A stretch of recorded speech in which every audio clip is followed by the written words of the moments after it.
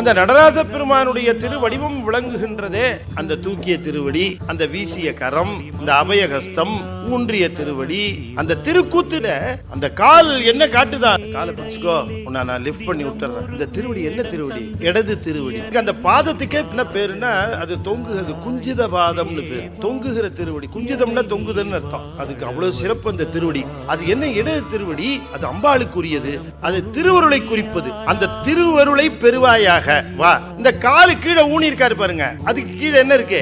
முயலகன்னு ஒருத்தர் இருப்பான். அவன் எப்படி இருப்பான் பாத்திருக்கீங்களா? கண்ணு ஒரு பக்கம், காது ஒரு பக்கம், கை ஒரு பக்கம். இந்த காலு கீழே இருக்கிற முயலகன் தான் நம்முடைய சிந்தனை. அதை அடக்கி இந்த திருவருளை பற்று அப்படின்னு. இந்த தூக்கிய திருவடியவே இந்த வீசிய கை காட்டி கொண்டு இருக்கும். இந்த வீசு கரம்ங்கிறதுக்கு என்ன பேர் சொல்லுவாங்க? கஜகஸ்தம் அப்படின்னு சொல்லுவாங்க. அதுக்கு ஏன் கஜகஸ்தம்னு பேருன்னா யானையோட துதிக்கை மாதிரி அது இருக்கு, அதனால அதுக்கு கஜகஸ்தம் பேரு.